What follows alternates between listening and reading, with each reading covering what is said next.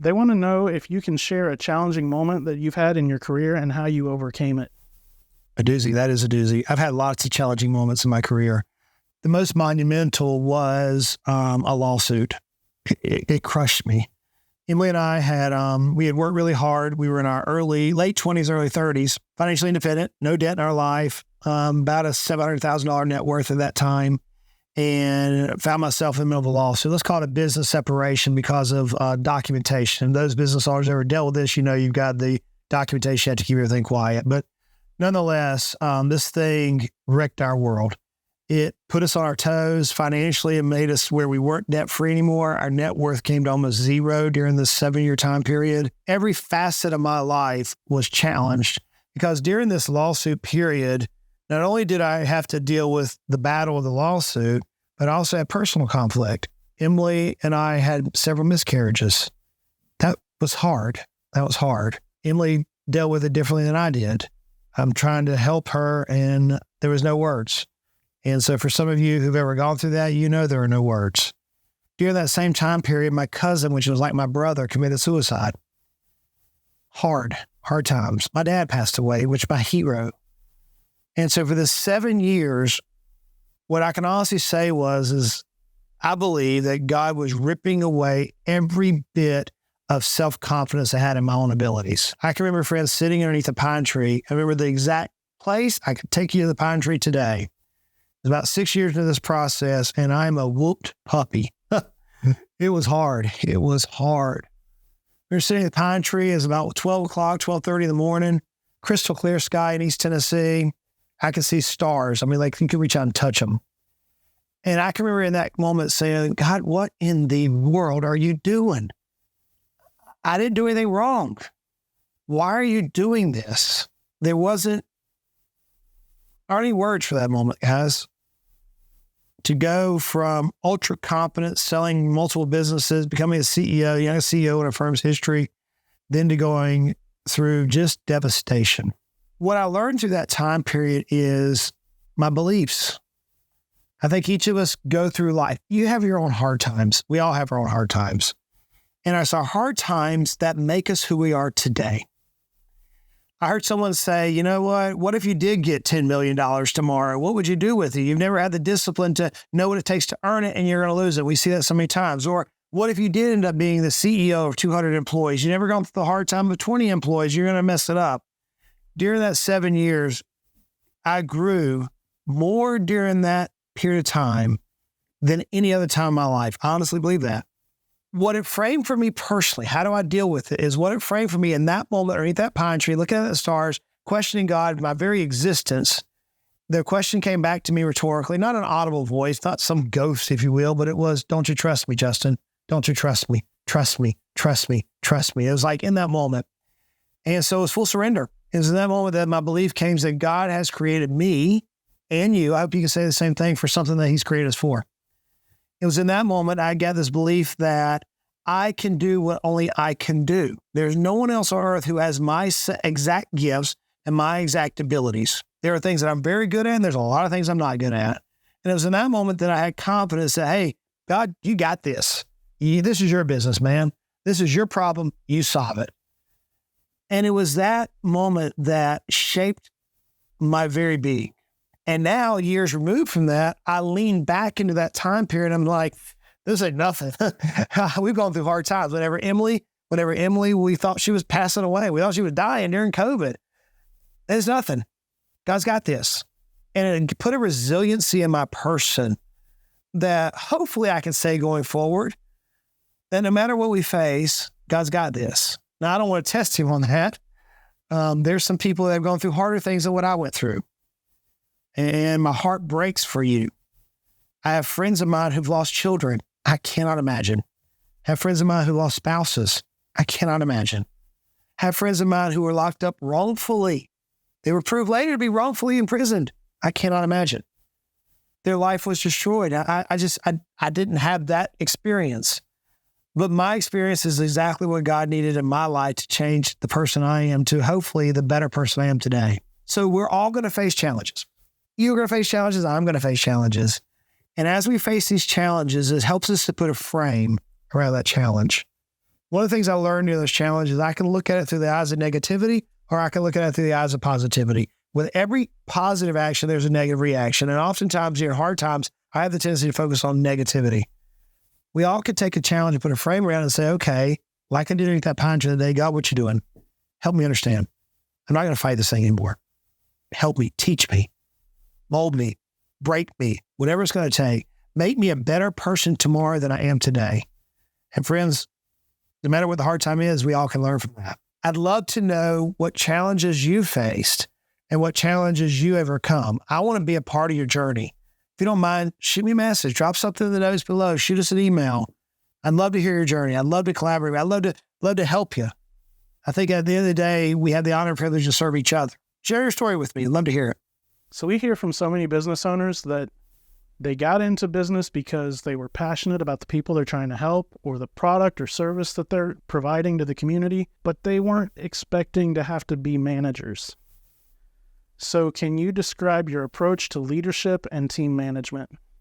Yeah, that's a good one. So many of us as business owners, we see a problem or we see an opportunity and we know we can solve it, or we have this passion. I'm reminded of Michael Gerber's book, The E-Myth. I think that book has impacted my life probably out of any single book more than anything else, maybe outside the scripture and Napoleon Hill, Think and Grow Rich. When he talks about Sarah, who was a pie maker, and now Sarah, who made a delicious pie, ended up having to be the manager. She was serving in that middle sleeve as management. I can relate to that. I am not a good manager. So whenever I'm setting up a business, I want to find people who have their strengths and my weakness. It's interesting to me that God's created a magnificent army of people. There are people in this room today who love to do things that I don't care to do as I'm doing this. There's somebody here that's unbelievable at writing. I can write, but not to the fervence that he can write. There's another person in this room, right, as we're talking, that can edit videos and do audio editing that is just magical. I have no desire. In the same fashion, I don't desire to manage anybody. So the way I work in my business and the way I coach people to do is get into your, as Dan Sullivan called it, your zone of genius. Get into your, I think it was Dan Sullivan, I may be wrong on that, but get into your zone of genius. What is it that you're the best at? And everything else, find somebody who they're the best at that ability. So if it's management in this example, bring in a manager, pay them the amount of money that you need to retain them and to motivate them to be the best manager you need to give you freedom to go out and operate at your highest and best use. Maybe it's not a manager. Maybe it's that you need somebody who can write for you, or somebody who can do marketing for you, or somebody who can do HR. Whatever it is, find somebody who is passionate about that. Pay them, even if you have to cut into your own salary. I'll tell you a real life story. Whenever I earned a designation, I came back and I said, I know how to build an 8-figure business. I think I could do it in 7 years. I had this dream. I know I could do it. So I built a pro forma. Came back inside that business plan. I had to tactically hire a content manager. Now, in my business plan back in 2017, I was going to pay myself, Emily, and my 3 kids $60,000 a year. You're like, Justin, how in the world? Yeah, $60,000 a year. Emily has never worked outside the home since we've had kids. And we were raising 3 grocery eating machines. Unbelievable. And we had the prayer mobile that would break every time you sneezed. It was a glorious time. And I can remember telling Emily, I've got to hire this person. And the salary I'm going to pay this person is far greater than anything I've ever paid myself. And we had a little bit of a, not conflict, but are you sure? And what I realized in that moment is that's not a strength of mine. My coach cost me $10,000 a month at that time. It was ridiculous. But those 2 individuals, because they weren't my zone of genius, they freed me up and they showed me how I can, in fact, stack my business and give myself freedom and allow me to work within my abilities. So if you're running into this problem of how do I manage or how do I fill in the blank, find somebody who just loves doing that, pay them whatever they need in order for them to be satisfied in their role, step back, release control, and move forward into your zone of genius. So in business, if you're sitting still, you're falling behind. Mm-hmm. So how do you stay updated with industry trends and advancements? How do I stay up to date? I talk to people. I read a ton. I put a discipline in my life to constantly be learning. And I look at it differently. I often question why, but I question why 7 times. So it's a methodology I learned from my coach years ago, and he would ask the question. He'd say, Justin, why are you drinking from a red coffee cup? I don't know, it was in the cabinet. Why was it in the cabinet? I don't know, somebody put it there. Why did somebody put it there? Because that's where it belongs. Why does it belong there? Because that's what it does. And he would ask 7 whys, and ultimately within that 7 why, I could get to the bottom of every question I had.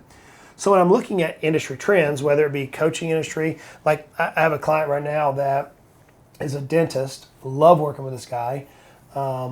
He wants to exit his practice in 2 years, and he has a certain number. The only way we're going to be able to get him exited in 2 years is to put him as part of a roll-up or a collective roll-up. And if we can do that, then this particular dentist can move his multiple from about 5 to about 9. And that multiple move is going to drive about an additional $1.7 million in value for him to put in his pocket. How do I know that? Well, because I asked the question, well, what do you want to accomplish? You want to accomplish this? Great. Why? Cool. Now let's go to the how. One of my core values is dive to the bottom. I remember swimming in a swimming pool that whenever we were doing scuba certification, I think the pool was like 15, 17 feet deep. And I was talking to one of the kids there, and I said, I can swim to the bottom. And I've forgotten how much pressure was even at 15 to 17 feet. It was more pressure than I remembered. And I said, you've got to dive to the bottom. Sometimes in life, you have to dive to the bottom. You have to search the ends of Google, if you will, or you have to search the ends of a textbook. One of my challenges, I'll let you know a little bit of life here to kind of add some context to this. In order for me to graduate high school as a homeschooler, one of the things I had to do out of 5, one of the things I had to do was write a 25-page paper on why the Pilgrims came to America. And I could not use any reference material that was printed after 1907. That was the rule. So I spent a lot of time on microfiche. For those of you who don't know what microfiche is, it's for us old folks. It's kind of like websites, way back whenever there was no websites. So I had to go to the library and spend tons of time on microfiche trying to figure out why did the Pilgrims come to America in material that was extremely dated. And what that taught me was a deep research brain, an inquisitive brain, why, and keep searching until I found out why. That is how we approach all the problems that we deal with. That's how we approach your particular question. Dive to the bottom. All right, that was the last question for today. We're going to have a lot more coming up, but why don't you tell us a little bit about what you've got going on here in the future? Yeah, so we've got some amazing times ahead of us. So one of my things that I want to challenge you as business owners with is this: freedom. Freedom. As a business owner, oftentimes we sacrifice our families, our lives, our health on the altar of success. And friends, part of my journey to the 6, 7, 8 figure exits I've had, building to reaching status that many of you know I've reached in my 45 years, part of that journey has been to achieve time freedom of my time, freedom to work with the people that I want to work with. So we're launching a lot of things right now. So you can go check out justingoodbread.com. Check it out. On justingoodbread.com, you'll see our Value Growth Series. The Value Growth Series begins with the Value Growth Academy.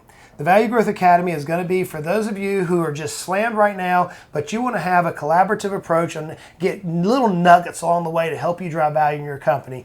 It's a monthly subscription. There's tons of modules in this particular program, and then we're going to meet once a month as a collective, and we're going to talk about your top questions. That's part of the Value Growth Academy. Now, there's some of you who just want to rock it out. They're like, man, I want to know how to drive extreme value in my company. You're a high-paced entrepreneur. We have the Value Growth University coming forth. It's a cohort-style program, which means that you're going to work at your own pace on a weekly schedule. It's going to take 12 weeks for you to get to this program. And then once a week, I'm going to jump in and coach you one-on-one on the programs and the modules and the assessments that you have to do on a weekly basis. Friends, it's not for the faint of heart. This is only designed for those individuals who, at this particular phase of your life, you're ready to rock out your business. You're now ready to say, hey, I am tired of being stuck. I'm tired of not having time freedom. I want somebody who's been there, done that, who can challenge me and help me drive my company. It is not a cheap course. This is not for the faint of heart. I'm going to charge you some money. But I promise you, friends, if you follow through the processes here, you'll reap every bit of it plus some. You're going to reap the freedom that you desire if you follow the process. How do I know this? Because I followed it in my life and it led me to an 8-figure exit. I followed it in my life and it led me to teach others how to have exit. You're going to hear podcasts coming up where some of the students I've coached will tell you their journey, where they went from being captive by their business to now extreme freedom. So you're going to see this through the Value Growth University. I'm excited about that. Now, after the Value Growth University, we have this program called Mastering Value Growth. These are the individuals who say, Justin, I want an ongoing coach, but I don't need you one-on-one. I want to work with a mastermind group with my peers. I was talking to a group of financial advisors. I'm like, guys, look, if we can get like 6 or 7 of you guys together on the same time frame, instead of selling your practice for 5X or 6X or 7X, you might be able to collectively come into the bargaining table and sell your practice for 12X without having to increase your income or your EBITDA by that much. That's a collective group.